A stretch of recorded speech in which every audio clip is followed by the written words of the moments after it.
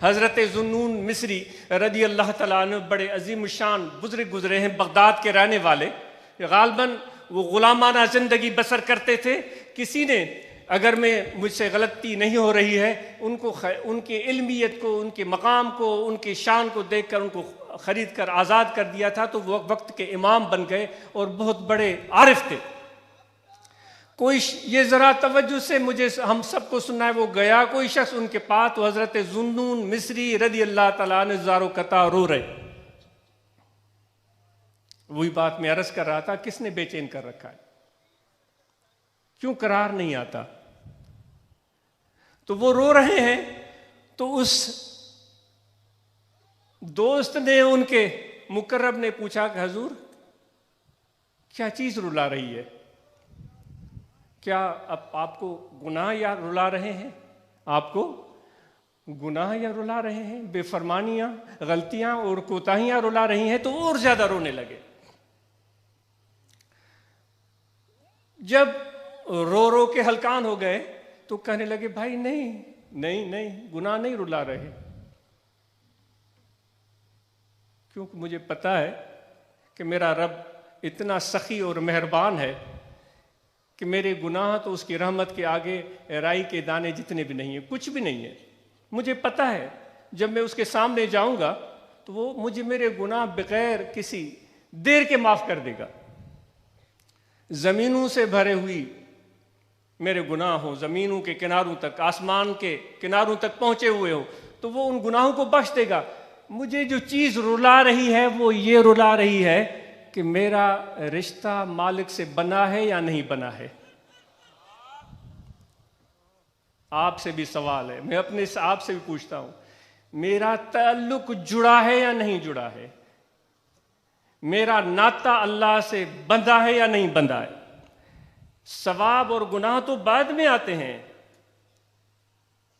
پہلے تو تعلق جڑے، رشتہ جڑے، رابطہ ہو۔ تو آج ہم سب اس کوشش میں ہم یہاں آئے ہیں۔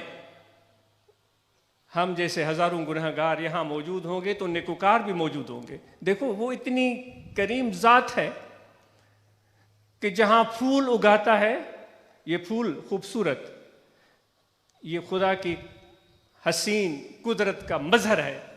جہاں خوشبودار پھول اگاتا ہے ان کے ساتھ کانٹے بھی اگا دیتا ہے، ان پھولوں کے ساتھ کانٹے بھی اگا دیتا ہے۔ اور پانی لگانے والا جب پانی لگاتا ہے، اس کی قدرت دیکھو، اس کی حکمت دیکھو، وہ پھولوں کو بھی پانی مل جاتا ہے، کانٹوں کو بھی پانی مل جاتا ہے۔ ایسے ہے یا نہیں؟ اس کا کرشمہ ہے۔ کوئی پانی لگاتا ہے تو اس کی نظر پھولوں پر ہوتی ہے، لیکن جیسے ہی پانی لگائے گا تو جس طرح پھول اس پانی سے سیراب ہوتے ہیں، اسی طرح کانٹے بھی اس سے سیراب ہو جاتے ہیں۔ تو یہاں بہت سارے پھول بیٹھے ہوئے ہیں اور مجھ جیسے کانٹے بھی ہیں۔ تو جب رحمت کی بارش برستی ہے، وہ مالی اس باغ کا جب پانی چھڑکاتا ہے تو اس کی قدرت ہے، اس کا طریقہ ہے، اس کی حکمت ہے، اس کے کام کرنے کا انداز ہے کہ وہ پانی پھولوں کو بھی دیتا چلا جائے گا تو کانٹوں کو بھی دیتا چلا جائے گا۔ تو اس لیے کبھی بھی اللہ کی رحمت سے کوئی بھی محروم نہیں رہتا، سوا اس شخص کے کہ جو اللہ کی دربار میں امید کو توڑ دیتا ہے اور مایوسی اس کے دل میں گھر کر لیتی ہے، وہ شخص محروم رہ سکتا ہے۔ ورنہ تو کتنا بھی گنہگار ہو، بدکار ہو، سہکار ہو، جب وہ ہاتھ اٹھاتا ہے، جب وہ گڑ گڑاتا ہے، جب وہ مانگتا ہے تو خدا جھولیاں بھر بھر کے اس کو عطا کرتا ہے۔ تو یہاں جتنے بھی ہم بیٹھے ہوئے ہیں، تو ان میں جتنے بھی خدا کے پیارے ہیں ان پر رحمت کی بارش برس رہی ہے، تو جو گنہگار ہیں وہ بھی اس سے سیراب ہو رہے ہیں۔